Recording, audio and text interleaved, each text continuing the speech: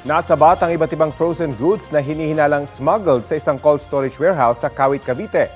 Detalye tayo sa ulat on the spot ni Marisol Abduraman. Marisol? Rafi, nasa 100 toneladang mga frozen na isda, frozen meat at iba pa ang nasabat nga ng mga otoridad dito sa isang warehouse sa Kawit, Cavite. Naglalaki ang mga lapu-lapu at iba pang isda, Peking duck at iba pang frozen meat ang tumambad nga sa mga otoridad nang pasukin nila ang warehouse na ito dito sa Kawit, Cavite. Nasa sako lang ang mga ito, Rafi, at nakatambak lang sa loob ng mga cold storage warehouse. Malinaw daw na paglabag ito ayon sa Department of Agriculture. Nasa 100 million pesos ang halaga ng mga nasabat na goods na hinihinalang smuggled at ang mga CSW raw or itong mga cold storage warehouse ay hindi rin daw rehistrado. Inaalam kung saan dadalhin ang mga ito pero nakababahala daw na maibenta ang mga ito sa merkado lalo't hindi naman daw ito dumaan sa inspection at pagsusuri.